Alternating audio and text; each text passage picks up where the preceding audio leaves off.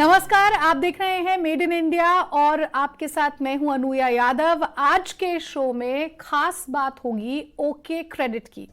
Okay credit जिसने एसएमबीज के लिए एक ऐसा ऐप डेवलप किया जिसने देसी बही खातों को बदलकर पूरी तरह से डिजिटल कर दिया। क्योंकि डिजिटल का जमाना है इसलिए ये ऐप आपके बही खातों को पूरी तरह से डिजिटाइज कर सकता है। 2017 में हर्ष पोखराना, गौरव कुमार और आदित्य प्रसाद ने ओके क्रेडिट की शुरुआत की और इस ऐप के जरिए ना सिर्फ क्रेडिट ट्रांजैक्शंस यानी कि आप सिर्फ पेमेंट्स और रिसीवेबल्स की जानकारी नहीं पाल सकते बल्कि टाइमली रिमाइंडर्स भी आपको मिल जाते हैं ताकि आपकी कलेक्शन जो है, आपका बैलेंस सेटलमेंट जो है वो बहुत आसानी से हो सके। इसके लिए रिमाइंडर्स भी लगातार भेजे जाते हैं। इस ऐप ने 10 मिलियन से ज्यादा डाउनलोड्स देख लिए हैं और 10 से भी ज्यादा लैंग्वेजेस में ये मौजूद है। ज्यादा समय ना गंवाते हुए मेरे साथ हर्ष पोखराना जुड़ गए हैं जो को फाउंडर और सीईओ हैं ओके क्रेडिट के। हर्ष, थैंक यू सो मच समय निकालने के लिए और हमारे साथ यहाँ पर जुड़ने के लिए। बहुत ही बहुत धन्यवाद आपका मुझे समय देने के लिए एंड काफी एक्साइटेड हूं मैं यहाँ पर आपके साथ बात करने में। हर्ष, सबसे पहले ये बताइए ओके क्रेडिट की शुरुआत कैसे हुई? 2017 में आप 3 लोगों ने मिलकर इस कंपनी की शुरुआत की। क्या कुछ दिमाग में था जब इस ऐप को तैयार करने के बारे में सोचा? श्योर। तो हमारे लिए जो सबसे बड़ी चीज हमारे दिमाग में थी वो ये थी कि इंडिया का जो मार्केट है वो लार्जली अनऑर्गेनाइज्ड है, राइट? लाइक बहुत सारे बड़े मार्केट प्लेसेस, अमेजॉन, फ्लिपकार्ट और इस तरह के बहुत मार्केट प्लेसेस आ रहे हैं, बट वो सारे छोटे एमएसएमईज को साइडलाइन कर रहे हैं, राइट? वो कंज्यूमर की रिलेशनशिप खुद ओन करते हैं, राइट? तो हमारे दिमाग में था कि क्या हम ऐसी कोई चीज बना सकते हैं जिससे हम इन छोटे एमएसएमईज को भी वो सेम एक्सपीरियंस जो मार्केट प्लेस अपने कस्टमर को देती है वैसा एक्सपीरियंस इनको देने को दे सके। बिकॉज ये अगर डिजिटल नहीं होंगे तो लाइक इनका बिजनेस नीचे जाएगा, राइट? सो बेसिकली हमारे दिमाग में मेन चीज यही थी। हमारा विजन था democratisation of technology, right, for small businesses, और उसी पे हम लोग फोकस थे। तो तब हम लोगों ने लाइक हमारे सामने ही एक शॉपकीपर थे जिसके साथ हमने बातें करना शुरू किया, उनकी प्रॉब्लम समझना शुरू किया और ये एक प्रॉब्लम हमें समझ आई कि वो आज किस तरह से लाइक बहुत सारा उधार दे रहे हैं, उधार को सेल्स टूल की तरह यूज कर रहे हैं। तो कैसे इस प्रॉब्लम को हटाया जा सकता है विथ, मतलब कि ये एक बड़ा विजन जो हमारे दिमाग में था कि हम इनके लिए टेक्नोलॉजी बनाना चाहते हैं, बहुत ही सिंपल टू यूज, बहुत ही अफोर्डेबल, राइट, ताकि ये लोग भी डिजिटल इकोनॉमी का हिस्सा बन सके और अपना बिजनेस ग्रो कर सके और जो बिग टेक है जो इनका बिजनेस खा रही है उससे फाइट कर सके। हर्ष, तो बताइए मुझे कि ओके क्रेडिट पर कैसे इस ऐप के इस्तेमाल से मैं अपनी ट्रांजैक्शंस को कंट्रोल कर सकती हूँ और कितने तक की ट्रांजैक्शंस मैं इसमें डाल सकती हूँ? क्या कोई डेट लिमिट यहाँ पर सेट की गई है कि देखिए इस महीने की इस तारीख के बाद आपको रिमाइंडर्स आने शुरू हो जाएंगे? इसके बारे में जरा कुछ और बता सके तो। हाँ, तो सिर्फ एक जो बेसिक आइडिया है हमारा ये था कि मेनली बहुत सारे एप्लीकेशन उससे पहले भी सॉफ्टवेयर एग्जिस्ट करता था बिजनेस के लिए, बट वो बिजनेस क्यों यूज नहीं कर पा रहा था। तो हमें 2 बैरियर दिखे। सबसे पहला दिखा इस्तेमाल करने की इजीनेस, राइट, कि कितना इजी है सॉफ्टवेयर यूज करने के लिए, और दूसरा उसकी अफोर्डेबिलिटी कि क्या आदमी वो खर्च कर सकता है। तो हमारा मेन एम था कि हम ये दोनों बैरियर तोड़ेंगे, राइट? तो हमने मोबाइल पे सोल्यूशन बनाया, नॉट ऑन कंप्यूटर, राइट, जो बहुत लोगों के पास नहीं था, और बहुत ही सिंपल टू यूज बनाया। और second, free of use, free of cost रखा, राइट, कुछ चार्ज नहीं किया लोगों से उसके लिए। तो अब अगेन तो लाइक टॉकिंग मतलब लिमिट्स या किसी की भी बात करें तो कोई लिमिट्स नहीं है इसके अंदर। बेसिकली आदमी आ सकता है, फ्री में ऐप डाउनलोड कर सकता है, अपने सारे ट्रांजैक्शंस वगैरह उस पे लाइक रिकॉर्ड कर सकता है एंड अपने कस्टमर्स को जब चाहे रिमाइंडर भेज सकता है, पेमेंट लिंक्स भेज सकता है और उनसे पेमेंट कलेक्ट कर सकता है। तो क्या ये ट्रांजैक्शंस मुझे मैनुअली डालनी पड़ेंगी या फिर वॉइस रिकॉग्निशन के जरिए भी मैं ये ट्रांजैक्शंस डाल सकती हूँ? तो शुरू में जब हमने शुरू किया था तो आपको मैनुअली डालनी पड़ी थी, लेकिन अभी हमने रियलाइज किया है कि लाइक कुछ लोग हैं जो टाइपिंग और सबसे कंफर्टेबल नहीं होते हैं, तो उनके लिए अब हमने वॉइस फर्स्ट फीचर बनाया है, जहां पे वो बस ऐसा बोल सकते हैं ऐप में कि हर्ष पे 500 रुपए का उधार डालिए, और ऑटोमेटिकली ऐप वो अपडेट कर देगी, हर्ष को रिमाइंडर भेज देगी, पेमेंट लिंक भेज देगी जिससे हर्ष पेमेंट आपको कर सकता है, और आपके ऐप में ऑटोमेटिकली अपडेट हो जाएगा कि हर्ष का 500 रुपए पेमेंट आ गया है। तो जितना हम इसको ऑटोमेट कर सकते हैं हम उतना ऑटोमेट करने की कोशिश करता है। चलिए, बहुत बढ़िया, सुनने में भी बहुत आसान लग रहा है, and I am sure 10 million से भी ज्यादा लोगों ने अगर डाउनलोड किया है तो यूज करने में भी बेहद आसान होगा। लेकिन हर्ष, एक बात बताइए, अब किस तरह की रिसर्च आप लोगों ने शुरुआत में की थी? क्योंकि जाहिर तौर पर चैलेंजेस जरूर आए होंगे।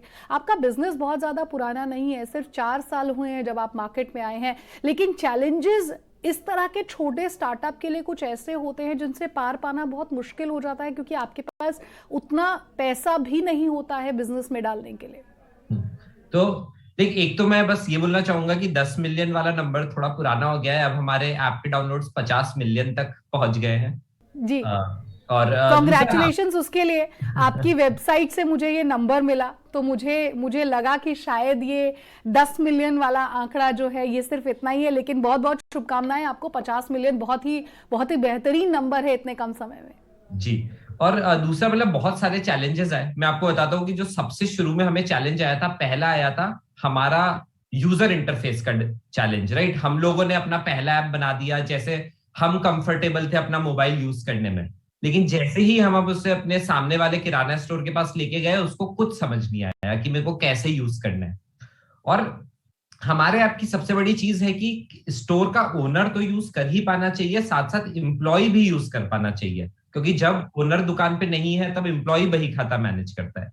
तो जब एम्प्लॉय को हमने दिखाया तो वो तो बिल्कुल भी नहीं समझ पाया, क्योंकि एक एम्प्लॉय था जो शब्द नहीं समझ पाता था, बस नंबर समझ पाता था। एक था जिसको हिंदी या इंग्लिश नहीं समझ आती थी, बस कन्नड़ समझ आती थी, राइट। तो हमें ये चैलेंज हमारा सबसे पहले था। तो हमें बहुत सारे आइटरेशन लगे जिसमें हमने अपना यूजर इंटरफेस बहुत सिंप्लीफाई किया, नंबर फर्स्ट किया, शब्दों की जगह लोकल लैंग्वेज में निकाला।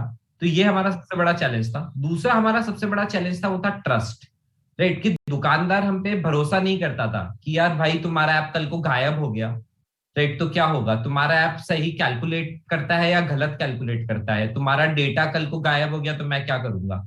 तुम अपना डेटा गवर्नमेंट को दे दोगे तो मैं क्या करूंगा, राइट। तो उसमें हमें जो हमारा पहला दुकानदार था उसके साथ हमें महीना भर लगा, जब वो रोज एक बही खाता भी लिखता था और ऐप में भी डालता था, और फिर रोज रात को कैलकुलेशन चेक करता था कि क्या ये ऐप सही कैलकुलेशन कर रही है जो मेरा है, अच्छा क्या इसमें से डेटा गायब तो नहीं हो रहा, अच्छा मैं रोज फोन खोलता हूँ सुबह तो ऐप गायब तो नहीं हो जाता। तो वो हमें महीना भर लग गया इसको भरोसा दिलाने में। लेकिन एक बार जब उसको भरोसा मिल गया तब हमें समझ आया कि अब हम दूसरे दुकानदार के साथ सेम चीज नहीं कर सकते, एक महीना फिर से नहीं लगा सकते। तो हम उसके रेफरल लेने लगे, क्योंकि उसने फिर अपने भाई को बताया, तो उसके भाई का ऑटोमेटिकली हमारे ऐप पे भरोसा बन गया कि मेरा भाई बता रहा है, वो यूज कर रहा है, तो ऐप सब कुछ सही करता होगा। तो शुरू में हमारे लिए रेफरल्स बहुत ज्यादा काम किया, ये भरोसे वाले चैलेंज को तोड़ने। और फिर धीरे धीरे जैसे हमारा ऐप बढ़ता गया तो ऑटोमेटिकली सोशल प्रूफ की वजह से फिर अब नए लोगों को अपने आप भरोसा हो जाता है। एक बात बताइए, 10 से भी ज़्यादा लैंग्वेजेस हैं, 50 मिलियन से भी ज़्यादा डाउनलोड्स हैं, क्या कोई खास फीचर अभी तक ये है कि रिमाइंडर्स चले जाते हैं, एंड ऑफ द डे का कैलकुलेशन होता होगा, एंड ऑफ द मंथ का कैलकुलेशन होता होगा, इनके अलावा क्या कोई नया फीचर है जो साल खत्म होते होते आप अपने कस्टमर्स को देंगे? जी, मतलब काफी नए फीचर्स हैं। तो जैसा बस ओके क्रेडिट की बात करें तो अभी हमने इसके अंदर, पहले आप बस अपना ट्रांजैक्शन रिकॉर्ड कर सकते थे और सामने वाले को रिमाइंडर भेज सकते थे। अब आप रिमाइंडर के साथ पेमेंट लिंक भी भेज सकते हैं, और पेमेंट लिंक में सारे तरह के ऑप्शन हैं, UPI, debit card, net banking, credit card, right. तो एक जो छोटा दुकानदार था जो अपने कस्टमर्स को इतने तरह के पेमेंट ऑप्शंस नहीं प्रोवाइड कर पाता था, आज उसके पास एक फ्री में ऑप्शन अवेलेबल है कि अब वो पेमेंट लिंक्स भेज सकता है और अपने कस्टमर से जिस तरह से चाहे पेमेंट एक्सेप्ट कर सकता है। तो ये एक बहुत बड़ा फीचर है।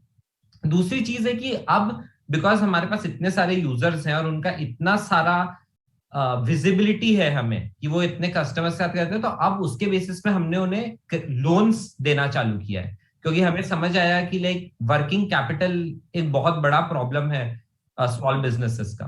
तो ये एक दूसरा फीचर है जो हमने अभी लॉन्च किया है और काफी अच्छा चल रहा है।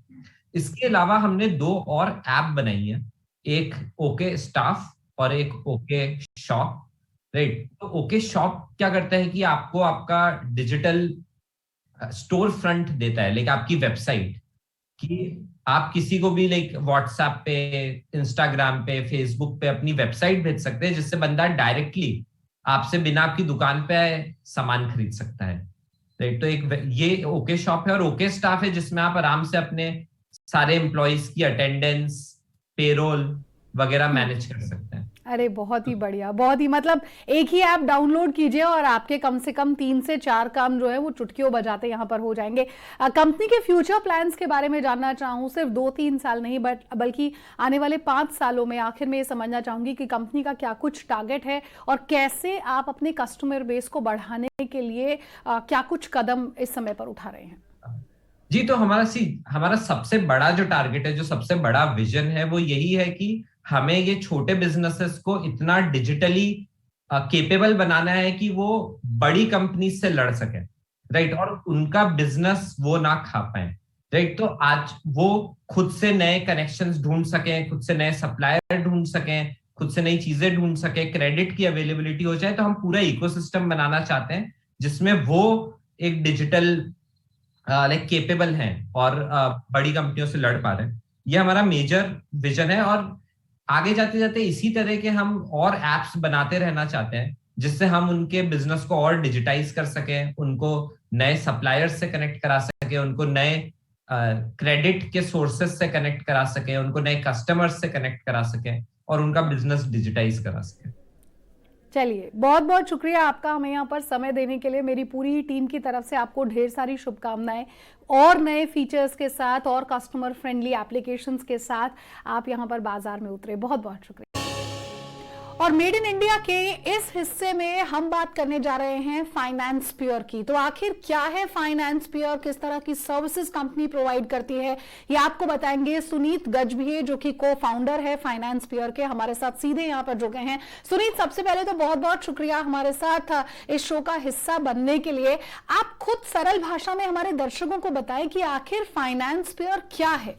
Okay, thank you. अब मैं ये शो पे हूँ, तो सारे दर्शकों के लिए, पेरेंट्स, मेरी भी एक बेटी है, और सारे स्टूडेंट्स जो है अपने युवा छात्र, फाइनेंसपियर फाइनेंशियल सर्विसेज कंपनी है जो आपकी स्कूल या आपके कॉलेज या आप कुछ भी पढ़ रहे हो, चाहे आप गिटार क्लास सीख रहे हो या आप कोई कोडिंग क्लास सीख रहे हो, तो फाइनेंसपियर आपके लिए है। फाइनेंसपियर आपको जो आपकी फी अमाउंट है, जो आपको सीखने के लिए जो पैसे देने पड़ते हैं, अगर लेट्स से कि कॉलेज में मैं पढ़ रहा हूँ और 1 साल के लिए मुझे सालाना 1 लाख रुपए की मेरी फीस है, फाइनेंसपियर क्या करती है कि एज अ पेरेंट और स्टूडेंट आपको ये 1 लाख इकट्ठा नहीं देने हैं, ना आपको ये 50,000 करके देने हैं। आपको सिंपल पुट ये 10 किस्तों में या EMIs में आपको फीस आप दे सकते हो। तो फाइनेंसपियर आपके लिए कॉलेज या स्कूल को पूरे पैसे आपके फीस के पहले दे देंगे, और आपके लिए 0 cost EMIs, 1 lakh divide by 10, simple 10,000 हर महीने आपको वापस देने हैं। तो फाइनेंसपियर ये करती है आपके लिए। देखिए, मेरा मकसद यहाँ पर सुनीत से सीधे इस सवाल का जवाब लेना इसलिए था ताकि आप ये बात समझ पाए कि कैसे एक ऐसी कंपनी है, तो अगर आप किसी वित्तीय संकट से गुजर रहे हैं, आपके पास अपने बच्चे की फीस देने के लिए पैसे नहीं है, तो फाइनेंसपियर एक ऐसी कंपनी है जो आपकी मुश्किल को थोड़ा आसान कर देती है। एक मुश्त जो आपको फीस देनी होती है, फिर चाहे आपका बच्चा कॉलेज में पढ़ता हो, स्कूल में पढ़ता हो या कोई एक्स्ट्रा क्लास लेता हो, फाइनेंसपियर आपके लिए वो फीस पे कर देती है और आप 0 कॉस्ट EMI पर, 0 कॉस्ट इंटरेस्ट पर आप वापस किश्तों में कंपनी को वो पैसा चुका सकते हैं। सुनीत, अब ये आइडिया आखिर आया कहां से? जाहिर तौर पर गजब का आइडिया है और बहुत सारे लोगों की मदद भी यहां पर हो रही होगी, क्योंकि कई बार जब हमें कॉलेज में एक बड़ी रकम चुकानी होती है तो पेरेंट्स बहुत ज्यादा प्रेशर में आ जाते हैं। आपका मकसद क्या था इस कंपनी की शुरुआत के पीछे? ये कंपनी के पीछे मेरी तरह और 3 लोग हैं, तो हम 4 छात्र बोल सकते हो। जब हम IIT IIM से हमने पढ़ाई करी, पढ़ाई हमारे लिए कुछ आसान नहीं थी, और एट द सेम टाइम हम मिडिल क्लास फैमिली से आते हैं, तो फीस वाज हमारे लिए हमेशा एक चैलेंज हुआ करती थी। कॉलेज की फीस ज्यादा होती थी।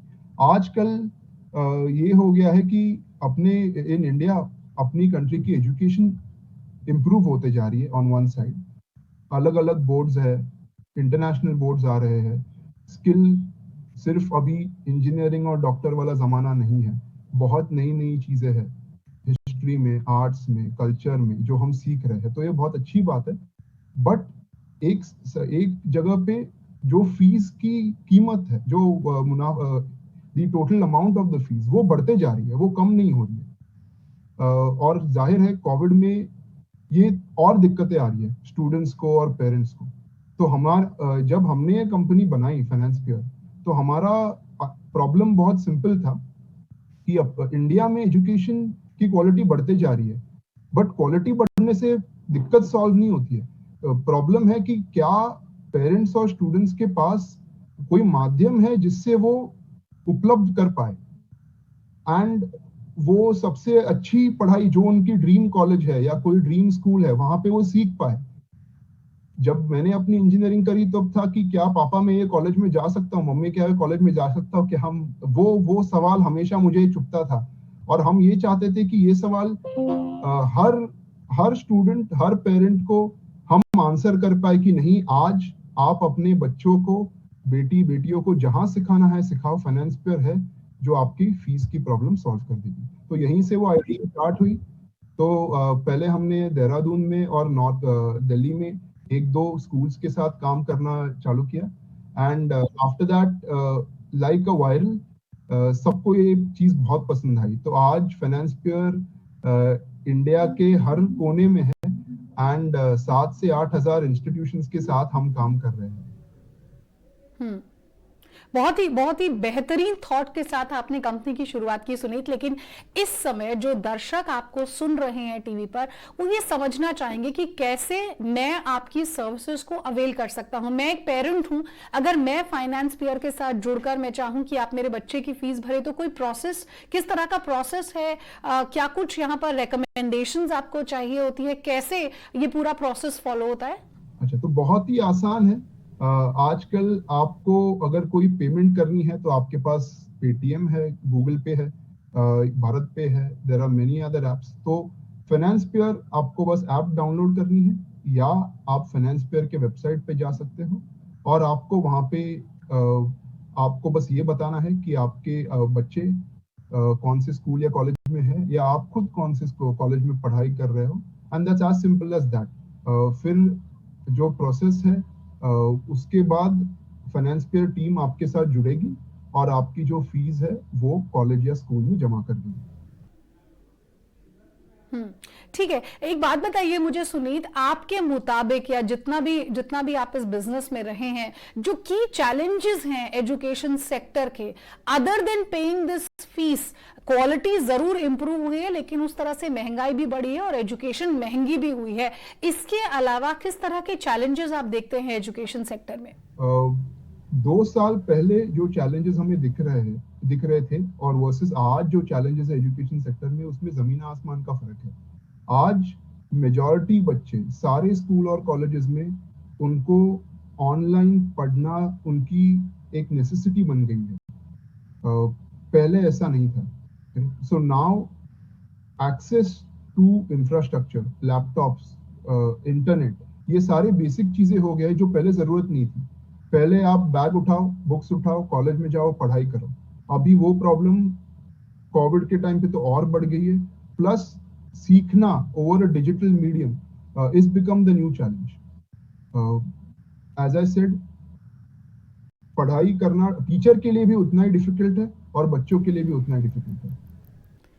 तो अगर पोस्ट कोविड आपके बिजनेस की बात की जाए तो कैसा रहा है आपका बिजनेस और किस तरह का रिस्पांस आपको मिला है? तो फाइनेंसपियर एज अ कंपनी, हमने जितने भी इंस्टीट्यूशंस और बच्चों के साथ और स्टूडेंट्स के साथ हम कनेक्ट आए हैं, वो सारा 10 लाख से भी ज्यादा स्टूडेंट्स हमने कोविड में ही करे हैं। ऑफ कोर्स अभी हमारी सिचुएशन कंट्री में बेटर है, पिछले साल के मुकाबले, बट अभी भी कोविड पूरी तरीके से नहीं गया है।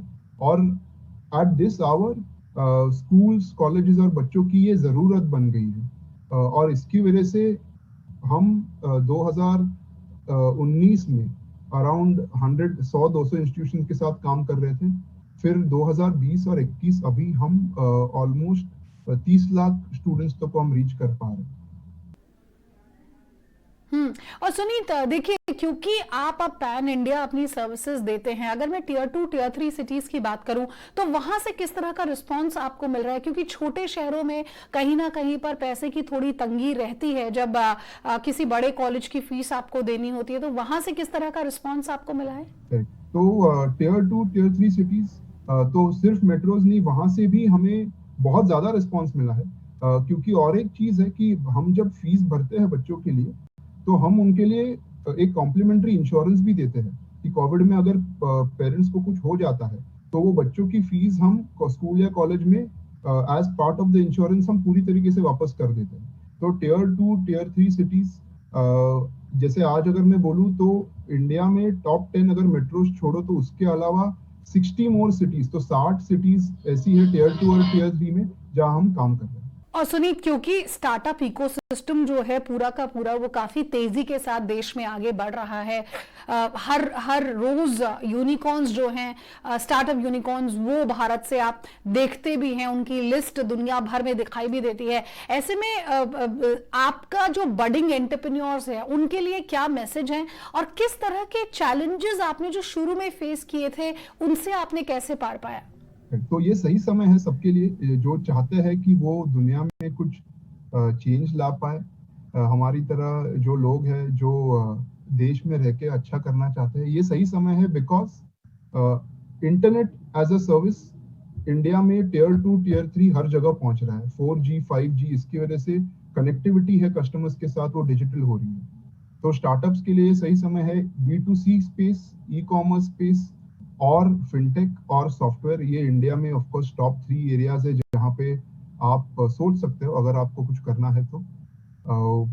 और मैं यही बोलूँगा जो भी यंग बडिंग एंटरप्रेन्योर्स है, आपकी जो पैशन है, जिसके साथ आप किसी के जीवन में, किसी एक के भी जीवन में अगर आप difference, if you can bring the difference, I think just go for it. और आखिर में जाते जाते अगर कंपनी के विजन के बारे में पूछना चाहूँ, 5 साल बाद आप खुद को कहाँ देखते हैं, और क्या किसी तरह की कोई नई सर्विसेज लेकर आने हैं कस्टमर्स के लिए? तो हमारी बस एक ही विजन है कि इंडिया का हर बच्चा जो उसे पढ़ना है या जो पढ़ाई उसको पूरी करनी है वो कर पाए, चाहे वो इंडिया में हो या इंडिया के बाहर हो। तो हम चाहते हैं कि इंडिया के सारे बच्चे की जो फी पेमेंट की दिक्कत है या उनको जो जिंदगी में जो उनको बढ़ना है, पढ़ाई उसके बीच में कभी नहीं आनी चाहिए। पढ़ाई के बारे में उनको सोचना भी चाहिए, क्योंकि फाइनेंस पेयर है तो आपकी पढ़ाई पूरी हो जाएगी, उसके बाद दुनिया में आपको जो बनना है आप वो बने। बहुत बहुत शुक्रिया सुनीत हमारे साथ इस बातचीत में ले। और एक बात हमारे दर्शकों को हम एक बार फिर से बता दें, किसी भी तरह की कोई परेशानी अगर आपको है आपके बच्चे की फीस देने में, तो फाइनेंस प्योर आपकी मदद कर सकता है। आसान किश्तों में बिना किसी इंटरेस्ट के आप यहां पर अपने बच्चे की एक मुश्त फीस जो है वो दे सकते हैं। तो मेड इन इंडिया में अभी के लिए बस इतना ही, दीजिए इजाजत, नमस्कार।